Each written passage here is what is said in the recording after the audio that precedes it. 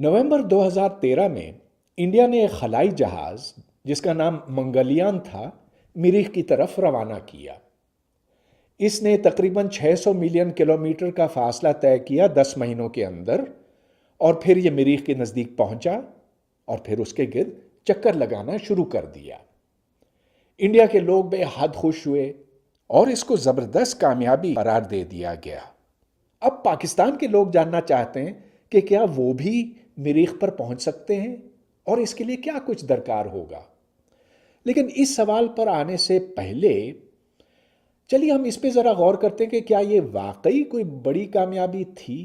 आखिर हमें याद है कि तकरीबन 15 साल पहले जब हिंदुस्तान ने 5 एटमी धमाके किए थे तो उस वक्त भी हर तरफ खुशियां मनाई गई थी, लेकिन नहीं वो कोई बड़ी इसलिए कि एटम बम बनाना आजकल के ज़माने में तो कोई बड़ी बात है नहीं।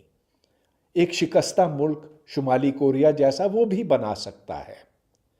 लेकिन मंगलयान की बात इससे मुख्तलिफ है। सबसे पहले खलाई जहाज को ज़मीन से ऊपर उठाना होता है, फिर जैसा कि मंगलयान ने किया, ज़मीन के ज़ोर के इस्तेमाल से इसको मरीख की तरफ धक्का दे दिया गया। इसको स्लिंग शॉटिंग कहते हैं। फिर मरीख ज़मीन से इतना दूर है कि रेडियाई लहरों को ज़मीन से मरीख तक और वापस मरीख से ज़मीन तक पहुंचने में कई मिनट लग जाते हैं, लेकिन सिर्फ 1 मिनट के अंदर एक तेज़ रफ्तार खलाई जहाज़ हज़ारों मील आगे निकल सकता है। लिहाजा गलती के लिए कोई गुंजाइश होती नहीं है। तो मैं समझता हूँ कि इंडिया की ये वाकई एक बड़ी कामयाबी थी और वो मुबारकबाद का हकदार है, ख़ास तौर पे इसलिए कि इस सारे अमल में सिर्फ $75 मिलियन की लागत आई। $75 मिलियन तो सिर्फ एक F-16 तैयारे की कीमत बनती है।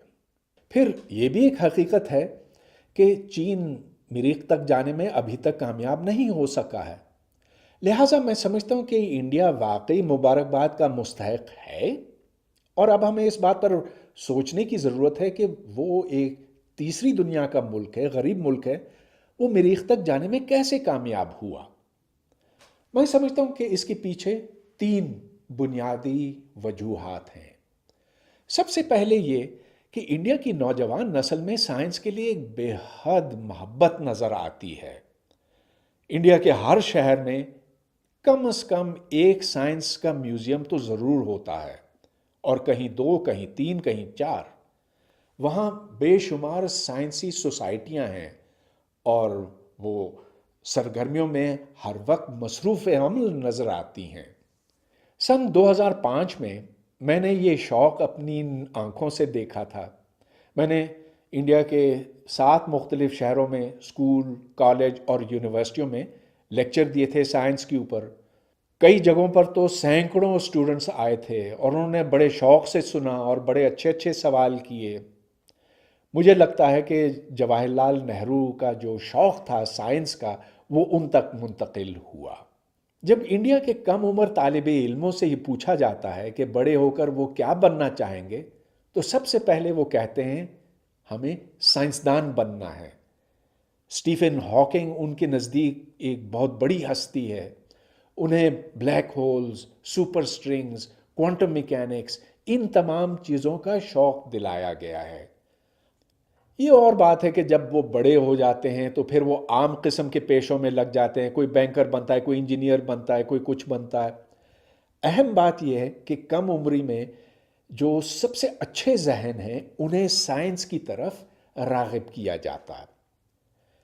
दूसरी बात ये कि इंडिया में यूनिवर्सिटियों का मेयार अच्छा है। मैं ये नहीं कह रहा हूँ कि सारी इंडिया की यूनिवर्सिटियाँ अच्छी हैं, कुछ तो बड़ी माठी सी हैं, कुछ उससे बेहतर हैं, कुछ आम मेयार की हैं और कुछ बहुत ही अच्छी हैं। इतनी अच्छी हैं कि वो अमेरिका की यूनिवर्सिटियों का मुकाबला करती हैं, और उधर से जो पीएचडी निकलते हैं वो तो फिर अमेरिका में जाकर प्रोफेसर या एसोसिएट प्रोफेसर लग जाते हैं।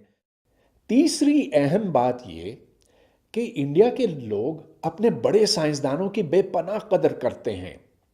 मिसाल के तौर पर रामानुजन का नाम ہر بچے کے منہ پر ہے، اس کے گرد طرح طرح کی کہانیاں بنائی گئی ہیں۔ سی وی رامن کے نام سے رامن انسٹیٹیوٹ بنایا گیا، اسی طرح ایس این بوس یا ہرگوبند کھورانا وغیرہ وغیرہ۔ یہ سارے سائنسدان انڈیا کی نئی پود کے لیے ایک مشل کی طرح ہیں۔ اب چلیے ہم اس سوال پہ لوٹتے ہیں کہ اگر پاکستان یا کوئی دوسرا ترقی پذیر ملک مریخ تک پہنچنا چاہے تو اس کے لیے کیا کچھ درکار ہوگا؟ میں سمجھتا ہوں کہ دو ہی راستے ہیں۔ ایک تو یہ کہ آپ عربوں کی پیروی کریں، جس کا مطلب یہ ہوا کہ آپ ٹکٹ خریدیں، جیسا کہ سعودی شہزادہ سلطان بن سلمان ابن سعود نے خریدا تھا، اور وہ سن 85 میں امریکہ کے اسپیس شٹل میں خلا میں پہنچا تھا۔ اب متحدہ عرب امارات نے یہ اعلان کیا ہے کہ آج سے 15 سال بعد وہ بھی مریخ تک پہنچیں گے، لیکن اس کا طریقہ وہی ہوگا جس طرح سے دبئی شہر تعمیر کیا گیا، یعنی کہ یورپین، امریکن، دنیا جہاں کے لوگوں کو پیسوں کے زور سے وہاں بلایا جائے گا، پھر وہ اپنی ٹیکنالوجی لائیں گے، اور جو خلائی جہاز ادھر سے اٹھے گا وہ عرب امارات کی سرزمین سے اٹھے گا، لیکن بس ان کا کردار صرف اس حد تک ہوگا۔ دوسرا راستہ یہ ہو سکتا ہے کہ ہم انڈیا اور چائنا کی طرح خود اپنی سائنس، اپنی ٹیکنالوجی بنا کر، تخلیق کر کے خود پھر آسمانوں کا رخ کریں۔ اس کے لیے ہمیں 3 چیزیں کرنی ہوں گی۔ سب سے پہلے یہ کہ اپنی نوجوان نسل کو سائنس سے آشنا کرنا ہوگا، انہیں سائنس کا شوق دلانا ہوگا، اور یہ شوق اس وقت ہے نہیں۔ ہمارے نوجوان، ہمارے بچے سائنس نہیں پڑھنا چاہتے ہیں، بلکہ وہ اس کو ایک انتہائی خشک اور بے مزہ اور مشکل اور بیکار مضمون سمجھتے ہیں۔ وہ سمجھتے ہیں کہ بس یہ کوئی فارمولوں کا ڈھیر ہے۔ کاش کہ انہیں کوئی سمجھائے کہ یہ کس قدر خوبصورت ہے، اس میں کتنی طاقت ہے۔ اور یہ یوں ہو سکتا ہے کہ ہم اپنی اسکولوں میں سائنس کی تعلیم کو بہتر کریں، بہتر ٹیلی ویژن کے پروگرام دکھائیں۔ یہاں تو سوائے فضولیات کے، سیاست کے، ٹی وی پر اور کچھ نظر ہی نہیں آتا۔ دوسرے یہ کہ ہمیں بہتر یونیورسٹیاں بنانی ہوں گی، اور بہتر سے میرا مطلب ہرگز یہ نہیں کہ بہتر عمارتیں ہوں۔ ہماری عمارتیں، یونیورسٹی کی عمارتیں انڈیا کی عمارتوں سے بہت بہتر ہیں۔ یہاں پبلیکیشنز اور پی ایچ ڈیز بھی دھڑا دھڑ نکلتی جاتی ہیں، مگر کیا ان میں کوئی سائنس ہے؟ کیا ان میں کوئی نئی بات ہے؟ کیا ان میں جو کچھ ہے وہ درست ہے؟ صرف پی ایچ ڈیز دھڑا دھڑ پیدا کرنے سے، پیپرز، پرچے چھاپنے سے کچھ نہیں ہوتا۔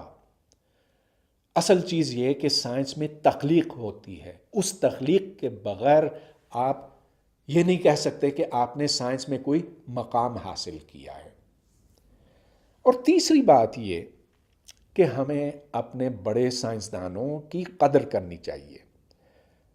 اب پاکستان میں کوئی اتنے بڑے سائنسدان بھی نہیں پیدا ہوئے، کچھ معمولی ہیں، کچھ اچھے ہیں، اور ایک ہی ہے جو بہت اچھا تھا، جس کو دنیا مانتی ہے، میرا مطلب عبدالسلام، جسے نوبیل پرائز سے بھی نوازا گیا، لیکن جس کو ہم نہیں مانتے کیونکہ ہمارے اندر طرح طرح کے تعصبات ہیں۔